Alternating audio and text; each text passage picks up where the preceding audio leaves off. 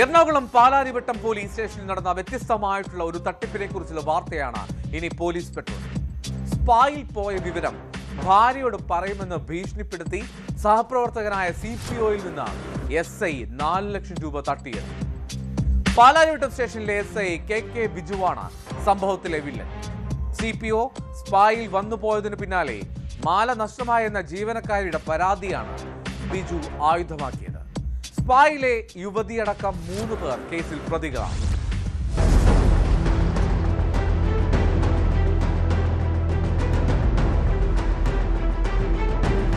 Ernakulam coastal സ്റ്റേഷനിലെ പോലീസുകാരൻ പാലാരിവട്ടത്തെ ഒരു സ്പായിൽ പോയിരുന്നു. സ്പായിൽ നിന്നും മടങ്ങിയ ശേഷം അവിടെയുള്ള ജീവനക്കാരി തന്റെ മാല കാണാതെ പോയെന്നും അത് CPO മോഷ്ടിച്ചു എന്നാരോപിച്ച് ഫോൺ വിളിച്ചു.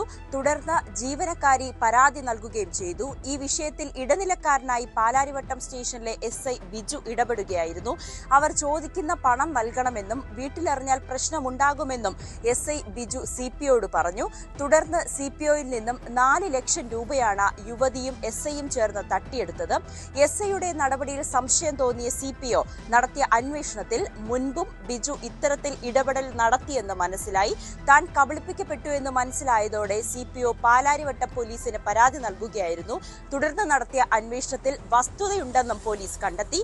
പിന്നാലെ SIക്കെതിരെ കേസ് രജിസ്റ്റർ ചെയ്യുകയായിരുന്നു. കേസിൽ സ്പാ നടത്തുന്ന യുവതിയടക്കം 3 പേരാണ് പ്രതികളായിട്ടുള്ളത്.